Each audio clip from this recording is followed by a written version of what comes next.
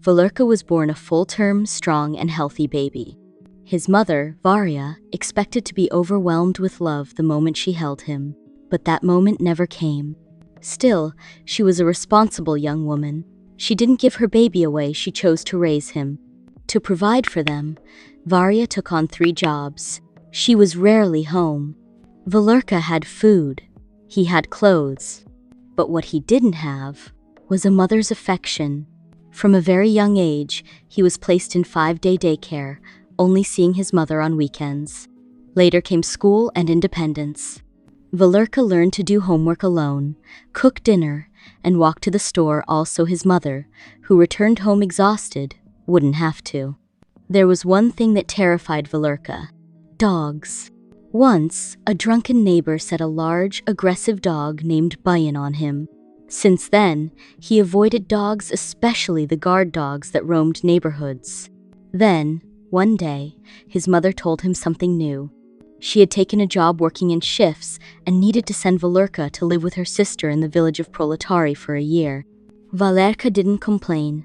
He knew his mom was trying to build a better future.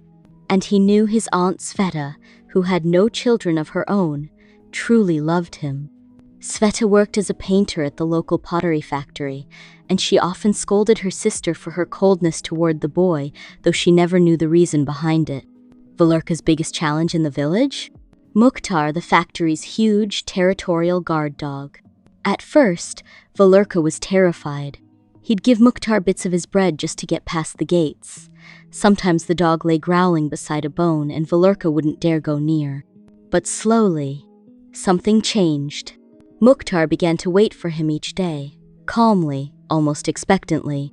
Though Valurka was still scared, he never shouted or pushed the dog away. Instead, he gave him bread.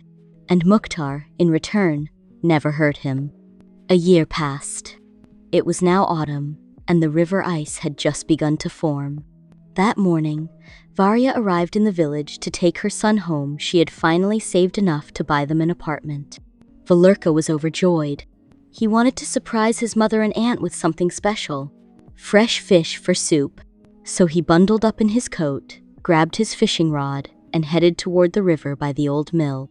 He spent the morning fishing from a rickety pier, his heart full of excitement. Once he caught enough for a meal, he stood to pack up, but one misstep, and he slipped. The icy water swallowed him. His coat soaked instantly, his boots grew heavy, and panic overtook him. He was drowning. Suddenly, loud, frantic barking echoed across the riverbank. It was Mukhtar. The fierce dog that once frightened him was now racing to save him. Without hesitation, Mukhtar leapt into the freezing water, paddling with all his strength. He reached Valurka, who was slipping into unconsciousness, and grabbed his coat collar, dragging him toward shore. With one final effort, the dog pulled Valurka onto solid ground. Soaked and shivering, the boy collapsed.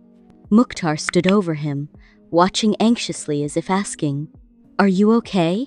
Moments later, Varya and Aunt Sveta came running, having heard the barking.